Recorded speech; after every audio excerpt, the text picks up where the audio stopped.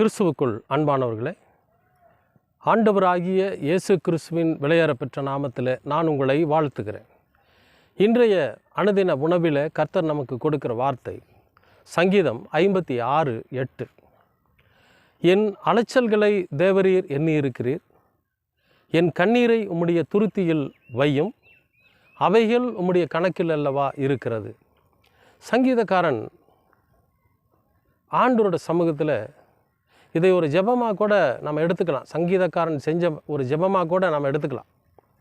ஆனால் இன்றைக்கு நம்முடைய வாழ்க்கையிலும் கூட நாம் அப்படிப்பட்ட சூழ்நிலையில் தான் இருக்கிறோம்.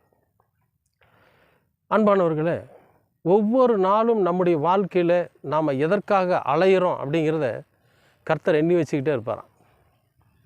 அவருடைய எண்ணிக்கையில் இருக்குமா, என்னுடைய மகன் இன்றைய நாளில் இந்த காரியத்திற்காக அலைஞ்சிருக்கிறான், என்கிட்ட சொல்லிட்டு தான் போனான், ஆனால் அவனுடைய அலைச்சல் அதிகமாக இருக்குது, இன்றைக்கி அவனுக்கு அது கிடைக்கல, அவன் தேடி போனது அவனுக்கு கிடைக்கல அப்படின்னு சொல்லி நம்முடைய அலைச்சல்களை எல்லாம் அவர் எண்ணி வச்சுருப்பாராம்.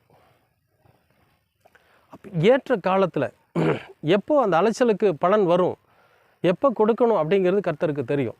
அப்போ அவர் என்ன பண்ணுவார்னா, அந்த அலைச்சல்களுக்கெல்லாம் கட்டாயம் ஒரு பதில் கொடுப்பார். அப்புறம் சொல்கிறாரு, என் கண்ணீரை உம்முடைய துருத்தியில் வையும், அவைகள் உம்முடைய கணக்கில் இருக்கிறது அப்படின்னு. அப்போ நாம் ஒவ்வொரு நாளும் வேதனைப்பட்டு துக்கப்பட்டு அழுகிறோம் இல்லையா? நம்ம அழுகிறப்போ நாம் சிந்தக்கூடிய கண்ணீர் இருக்குது பாருங்கள், அது அவருடைய துருத்தியில் இருக்குமா. துருத்தின்னு சொன்னால் நம்ம வீட்டில் துருத்தியில் சேமித்து வைக்கிறோம் இல்லையா, அதுக்கு பேர் துருத்தி. திராட்சை ரசங்களை சேமித்து வைக்கிறதுக்கு பேர் துருத்தி. இப்போ நம்முடைய கண்ணீரை அதில் சேமித்து வைப்பாராம். ஒவ்வொரு நாளும் நம்ம சிந்தக்கூடிய கண்ணீர், எவ்வளவு கண்ணீர் சிந்தி இருக்கிறோம் அப்படிங்கிற கணக்கு அவரிடத்துல இருக்குமா. ஒரு நாள் வரும், அந்த கண்ணீருக்கு நிச்சயமாக அவர் பதில் கொடுப்பார். அன்பானவர்களே, நாம் கர்த்தரை நம்பி அவரை முன்வைத்து செய்கிற ஒவ்வொரு காரியத்திலும் நிச்சயமாக வீண் அலைச்சல் இருக்கவே இருக்காது. ஏன்னா ஒவ்வொரு நாளும் நம்முடைய அலைச்சல்களை அவர் எண்ணிக்கொண்டே இருப்பார். ஏற்ற காலத்தில் ஏற்ற சூழ்நிலையில் நிச்சயமாக அவர் நமக்கு கொடுப்பார். ஏன்னா எல்லாவற்றிற்கும் ஒரு காலத்தை அவர் நிர்ணயித்து வச்சிருப்பார். எந்த காலத்தில் எந்த சூழ்நிலையில் யாருக்கு எதை கொடுக்க வேண்டும் என்று கர்த்தருக்கு தெரியும்.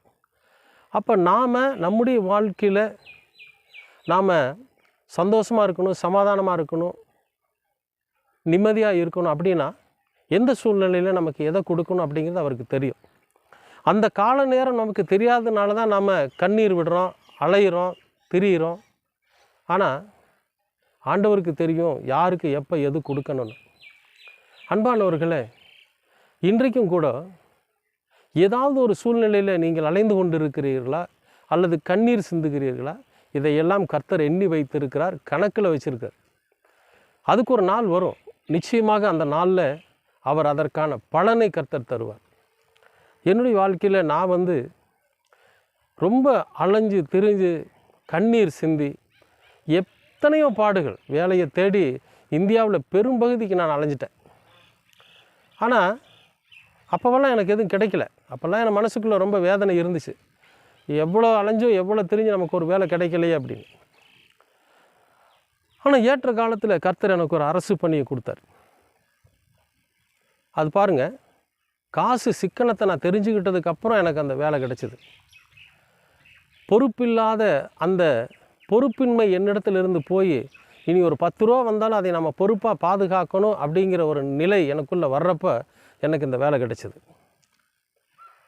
என் குடும்பம், அந்த குடும்பத்தை நான் ரொம்ப கண்ணியமாக பார்த்துக்கணும், மகனையும் மகளையும் படிக்க வச்சு நல்லா வளர்க்கணும் அப்படிங்கிற பொறுப்பு, அப்பா அம்மாவை நான் நல்லா பார்த்துக்கணும் அப்படிங்கிற பொறுப்பு எனக்கு வர்றப்போ இந்த வேலை கிடச்சிது.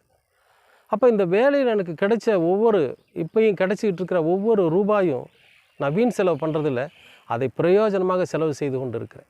ஏன்னா இன்றைக்கி நான் சொல்லுவேன், ஆண்டவரே, என் கண்ணீரை உம்முடைய துருத்தியில் வைத்திருந்தீர், என்னுடைய அலைச்சல்களையெல்லாம் நீர் எண்ணி இருந்தீர், ஆகவே எனக்கு இப்படி ஒரு பலனை கொடுத்துருக்கிறீங்க, அதுக்காக நன்றின்னு சொல்லி ஒவ்வொரு நாள் நான் சொல்லுவேன். அப்படி உங்களுடைய ஒவ்வொருடைய வாழ்க்கையிலும் நீங்கள் அலைகிற வீண் அலைச்சல், ஒரு சில பேர் வியாபாரத்துக்காக நிறைய இடங்கள் அலைஞ்சிருப்பாங்க, வியாபாரம் நடக்காது. ஆனால் ஆண்டவருக்கு சித்தமான ஒரு நாள் வரும், அந்த அன்னைக்கு உங்கள்கிட்ட தேடி வந்து கேட்பாங்க, ஏங்க இது இருக்குதா அது இருக்குதான்னு. வியாபாரம் பண்ணுறதுக்கு பொருள் இருக்காது. அப்படிப்பட்ட ஒரு ஆசீர்வாதமான வியாபாரத்தை கர்த்தர் தருவார். வேலை தேடி அலைஞ்சிட்ருக்கிறவங்களுக்கு அப்படித்தான் ஒரு ஆசீர்வாதமான நல்ல வேலையை கர்த்தர் தருவார். பிரியமானவர்களே, தாவீது சொன்னது போல் நம்முடைய அலைச்சல்களையும் நம்முடைய கண்ணீரையும் கர்த்தர் கணக்கில் வைத்திருக்கிறார். நிச்சயமாக ஒரு நாள் உண்டு, அந்த நாளிலே நம்முடைய கண்ணீரை துடைப்பார், நம்முடைய அலைச்சல்களுக்கு பதில் தருவார். அந்த நாள் மிக சமீபமாக இருக்கிறது. கண்மானவர்களே, கர்த்தருடைய சமூகத்தில் சொல்லுங்கள், எல்லா சூழ்நிலைகளையும் அவர் மாற்றி அமைக்க வல்லவராக இருக்கிறார். இந்த நாள் உங்களுடைய வாழ்க்கையில் ஆசீர்வாதமாக இருக்கும் என்று நான் விசுவாசிக்கிறேன். நிச்சயமாகவே உங்களுடைய கண்ணீரை அவர் காண்கிற தேவனாக இருக்கிறார். கண்களை மூடி ஜெபிப்போமா? அன்பின் பரலோக பிதாவே, அருமையான நல்ல இந்த அனுதின உணவிற்காக உமக்கு நன்றி. இந்த நாளை கர்த்தர் ஆசீர்வதித்து கொடுத்திருக்கிறீர், அதற்காக உமக்கு ஸ்தோத்திரம். எங்களுடைய கண்ணீரையும் எங்களுடைய அலைச்சலையும் நீர் அறிந்திருக்கிறீர், அதற்கான பதிலை தருகிறீர், அதுக்காக ஸ்தோத்திரம். எல்லாவற்றையும் அருமை இரட்சகர் இயேசு கிறிஸ்துவின் வழியாக கேட்கிறோம் நல்ல பிதாவே. ஆமேன், ஆமேன், ஆமேன்.